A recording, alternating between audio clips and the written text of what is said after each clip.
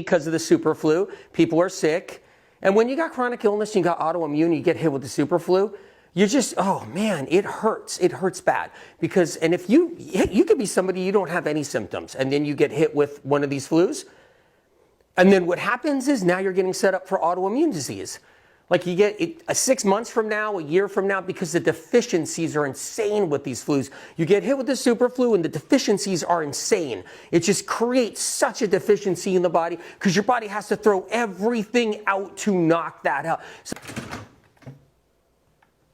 All right, here we are. So you got an immune cell inside your body. There's your immune cell right there. Okay?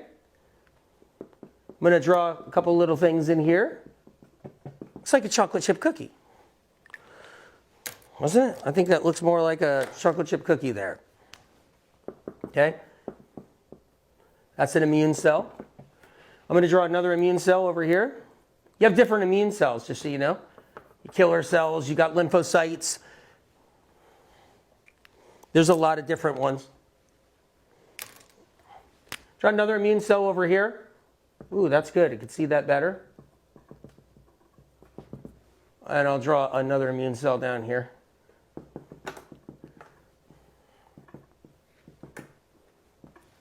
You see your immune cells right there? You have immune cells inside your body. They can starve to death. They can starve to death. We can eat and eat and eat, and our immune cells will just starve to death and die. That's how it works. They need things from our foods. They need things from our food. They need phytochemical compounds, nutrients. They need minerals. And one of the minerals they need is zinc, right there. They need the zinc. That's important. It's a big deal. They also need something else too. They need vitamin C. Here's the Vimergy capsules right here. And here is the Vimergy powder. So you guys see it. They need the vitamin C. There you go. Immune cells need antioxidants, but not just all antioxidants and any antioxidants. Immune cells need vitamin C antioxidant. Immune cells need zinc mineral, trace mineral, or they starve to death. When they starve to death, they get dehydrated, they get weak, they don't function good, and then they go into a battle with a bug. And when they go into that battle with a bug, a flu virus, there we are, a little bit of a flu virus here. When they go into battle with the flu virus is strong. Yeah, it's strong. Comes into the body, and it has a fierceness to it. It has a strength to it. That doesn't matter. You can still crush it. But it's got a fierceness, it's got a strength. And if your immune cells are weakened, maybe you're run down, maybe you're stressed out, maybe you're under a lot of stress, maybe you're not sleeping that great, maybe you're just getting a couple of hours of sleep, which is still good, I tell myself all that time, all the time, because I push it with the writing and the writing and the writing. And then I'm like, no, I don't have to sleep yet. No, I can finish this. Whoa, this is so interesting. I didn't know that's how the brain works. Whoa, I didn't know how this works. You know, SOC talking to me and telling me, you know, teaching me new things. The whole point is that if you go into a battle with a virus, with a pathogen, you need strong immune cells, because if they're weak, they perish really fast, really quickly. They die really quickly. And it doesn't take much, because get ready for this.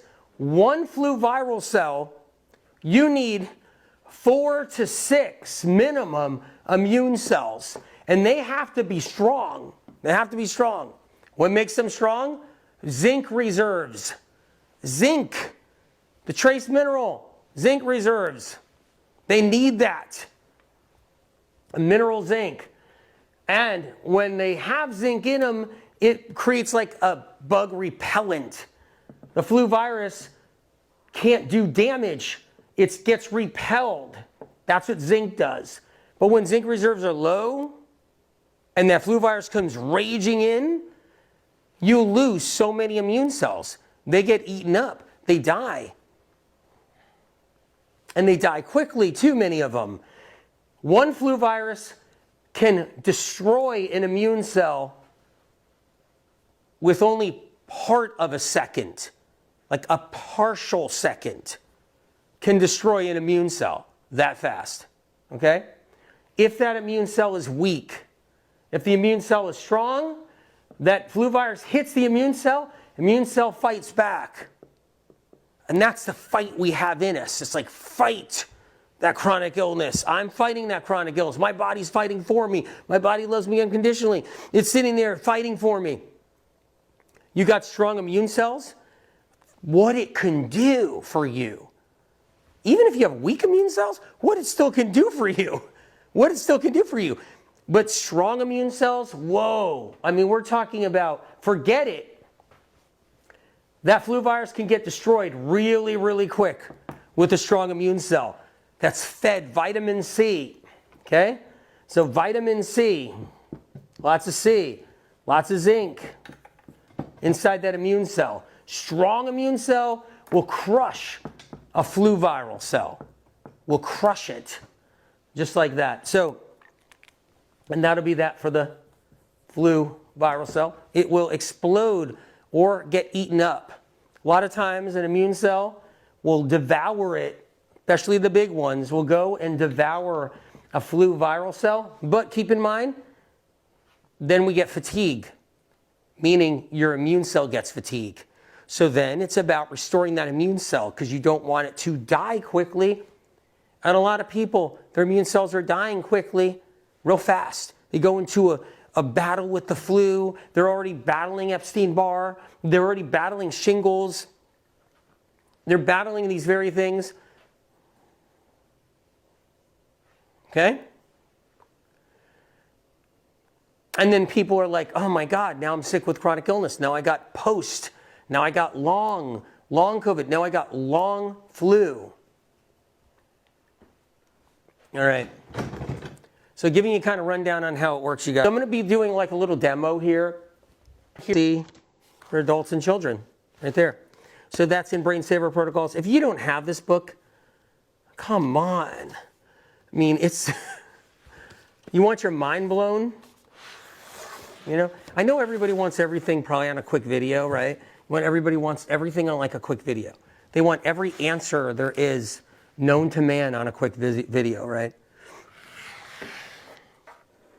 So I just brought my coffee. I'm going to put my coffee over here. You guys know I don't drink coffee, right? I'm going to put that over here, right? Okay. Vitamin C. Do you have the right kind of vitamin C? Can I talk about the vitamin C for a couple of seconds? Because it's that important for people. It just is. So keep in mind with vitamin C, ascorbic acid, it's like battery acid. It's not battery acid, but it can feel that way for a lot of people with intestinal tract sensitivities and intestinal tract problems, okay? So this one's buffered. It's unbelievable, the difference when it's not ascorbic acid. It's just it's a whole nother level. People can't take enough vitamin C to really change things so much. They can't consume enough because when they do ascorbic acid, it's just so harsh, they can't do enough to move the needle. But when you can take like the Vimergy vitamin C, and you can take more, and take a good scoop of that, and take another scoop at another time, and you do it that way, like you do a proper protocol with it, ask your doctor what's right for you, but you do a proper protocol with it, like I would do say for myself, what happens is you can take more of it so you can actually get vitamin C in you, like really get potent vitamin C. And of course, Vimergy vitamin C is better than any ascorbic acid vitamin C out there anyway. That's just bottom line, that's just the way it is. But what I'm trying to tell you though is that you can get more of it instead of burning a hole in your stomach, feeling like you're burning a hole in your stomach. That's why it's critical with the Vimergy Micro C. The difference, I mean, we're talking about like massive differences. Plus we're talking about things that, stand the test of time. I've always been consistent, always been consistent. Say what you like about me, guys. So that's Swiss cheese. You got some milk right here. You guys see that little glass of milk? Milk! Milk seems to be on the top of the list out there. And then you got a little bit of coffee. Why not? A little bit of coffee. A lot of people drink coffee. Got an egg right here, but I got some really nice eggs right there. See these? Free range, pasture, fed, not caged. What's this right here? Okay, that's a steak. That's grass-fed beef right here. So take a look at this. That's grass-fed beef right there. Okay? You see this one right here? That's a piece of pork. That's white meat, pork. Like, right? Really good pork. That's what that is. You guys see this? Okay? It's a little bit of gristle in there.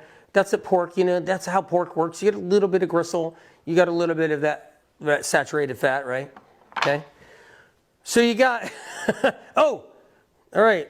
Let me move this block of hard cheese. You got a heart attack. But that's not what this talks about. This will fucking kill you if you're sick with chronic illness. You won't make it long if you're sick with chronic illness with this in your diet. Okay? Anybody who gets sick someday and they're eating this and they get sick someday, they're going to be like, where do I go? Where do I go? All right, but that's not what this is about. That's not what this talk's about. Catherine says on YouTube, I wanted to scream when I saw the new food pyramid, more fat. Anyway, okay. I brought this out because I'm not talking about all that, right? I'm not. I'm just saying I brought all this out because you don't want to be eating this when there's a superflu around. You don't. You don't want to be eating this when a superflu is around. Your mucus will be quadruple. If you got mucus problems in general because you struggle with all kinds of different chronic illness, your mucus will be over the top. You'll be drowning in phlegm. You'll be at the doctor on antibiotic after antibiotic after antibiotic. Maybe that's what you want. Whatever. Maybe that's what you want. I mean, I support all doctors. Not all antibiotics are bad for certain situations. I've said that forever. But the point is, I've always gone at the antibiotics for Lyme disease, though. The doxy, all the doxy they dumped into women in the late 70s, early 80s, mid 80s, late 80s, 90s. Do I date myself? Am I dating myself? I was helping people out in the 80s and the 90s, helping them out with their health. I watched people with Lyme disease, and I watched what happened. So the doxycycline, boom, boom, boom, they hammered it. It was just horrific, like a crime for the women with Lyme disease all through those years and the decades. Destroyed a lot of lives. But I'm not anti-antibiotic for certain things in a crisis state. I've always been supportive. But what I'm saying is, it's this food right here. When you have in your system, I don't care if it's raw milk, I don't care if it's pasteurized, I don't care if it's skim milk, I don't care if it's 2%, 1%. The flu virus will gobble it up like no tomorrow and eat and eat and eat and eat. Your fever will rage, and maybe you don't have the super flu, and you got the other flu, and you cough it out in 5 days, and you're good. But regardless, any flu loves to feed off of this. I'm not saying don't, if this, if you're, see, and don't get me wrong here. This isn't propaganda. This isn't vegan propaganda. Vegans have screwed a lot of crap up. They just have. Okay? And the animal protein people screwed a lot of things up. And the raw plant-based movement screwed a lot of things up. They just did. They nutted themselves to death.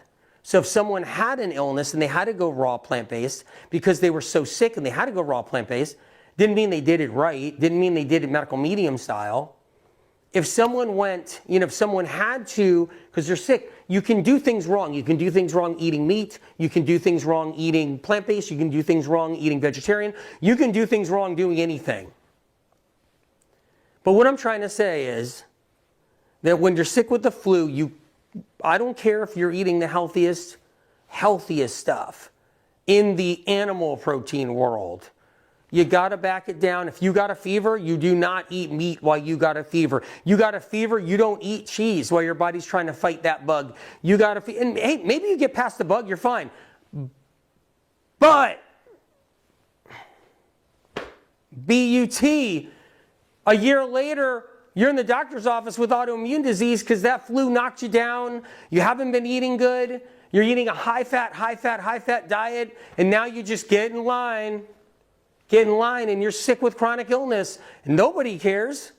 No one gives a shit. No one cares in the health realm, in the health world, who's trying to get people to eat this or that. No one cares.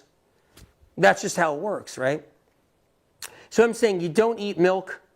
You drink milk. Eat it, whatever. You don't touch milk when you're sick with the flu. I would even stay away from some of these things while the flu is about, while it's around. I'd stay away from chicken because there's a bird flu they're cycling out there. And it's possible the super flu and the bird flu might mate. They might mate. And then boom, we got something else. Because they, T-H-E-Y, they want people sick and they got a lineup of flus coming down the pike. And I really predict next couple years, this isn't the end of the flus, just this flu season.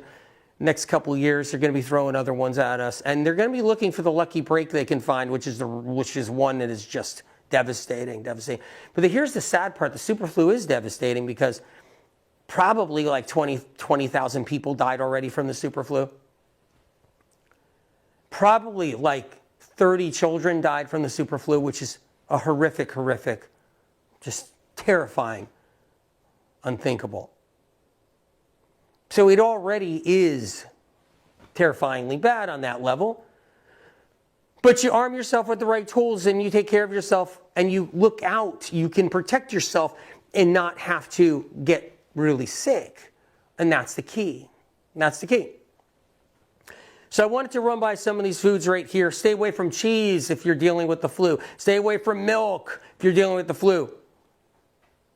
You know? Stay away from milk. Oh! It's spilt. Stay away from Swiss cheese. Stay away from hard cheeses.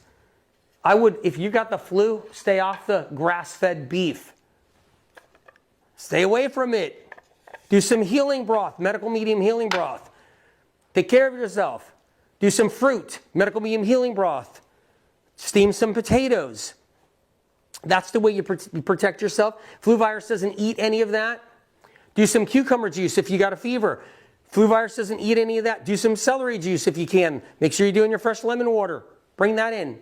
Bronchial, right? Bronchial broth. Bring that in. Medical medium bronchial broth. If you're sick, you do these things and you don't eat your meat. Don't eat cheese. Don't eat milk. Stay away from chicken if you're sick with the flu. These will help the mucus get worse. These will help the virus make more mucus. These will get you in trouble. And so you want to avoid them. Avoid eggs and the whole bit while you're sick with the flu. A lot of people will scramble some eggs while they have the flu. But everything changes over time. It's death by 1,000 cuts. The evildoers put the flus out purposely so that it weakens you one day, you recover, weakens you another day, you recover, and then all of a sudden, you got cancer down the road. Because they've just been chipping away at your immune system. That's what they do. So that cancer gets sped up. So that autoimmune gets sped up. So that other things get sped up, or your Epstein-Barr, and that's why they do it. They put the flus out, so the flus chip away, and you recover from the flu and you push on. But you got to take better care of yourself and not fall into the trap. And so, so stay away from these foods if you're coming down with the flu and during the flu. And maybe even consider, if you are eating some of these foods, look into the medical medium information, look into Cleanse to Heal. Look into the Brain Saver books and look into those and see how you can incorporate all the medical medium tools into your meat-eating diet, into your plant-based diet, because plant-based people, man, they'll still do stuff all ass backwards. They'll do it all wrong for their condition, for their symptoms, for their conditions. So you can incorporate the medical medium tools into whatever diet you're in. You'll learn about what's the bad stuff to avoid and so forth. So you got